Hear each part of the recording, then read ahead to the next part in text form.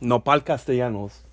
So I got the news from a fight hype interview with Alex Ariza, and he's saying that Golovkin actually ducked Benavidez. They wanted to fight him for this upcoming Cinco de Mayo fight, where instead he picked the easiest guy he could have fought. You know what I mean?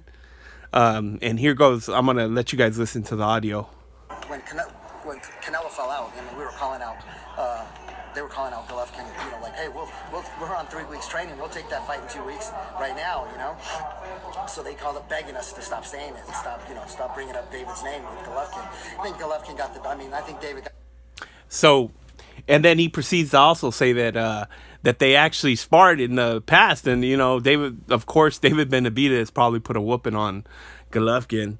So it's really disappointing, because Golovkin was supposed to be the savior, basically the Jesus to boxing. Here's a guy crying about nobody wanted to fight him, and he's proclaiming that he wants to do all this stuff, move up to 168. He's down a fight for a big fight. You know what I mean? But now when you ask him about certain fighters specifically, he always says he's too small for 168.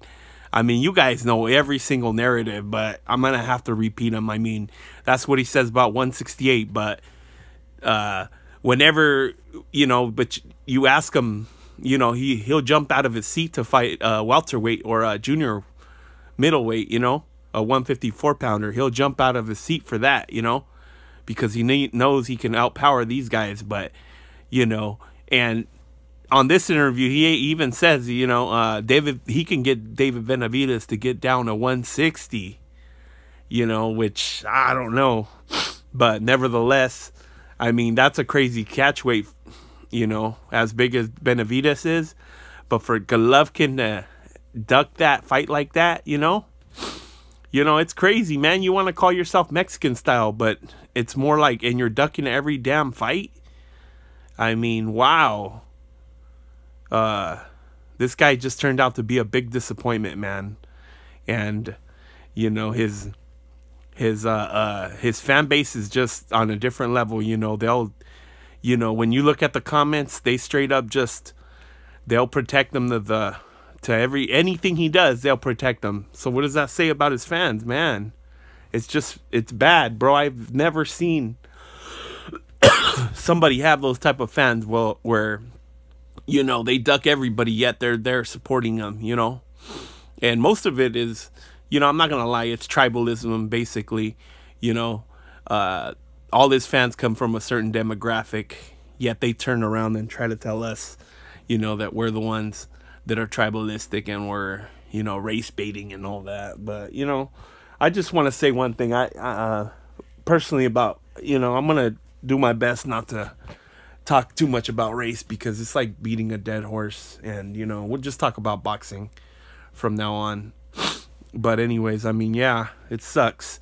I'm gonna put the link in the description box on this, and or in the comment section, actually. But who's Golovkin gonna fight next? Probably whoever, the easiest fight. He's always gonna just take the easiest fights. I mean, the guy hasn't taken one risk in his whole career. He hasn't taken one risk.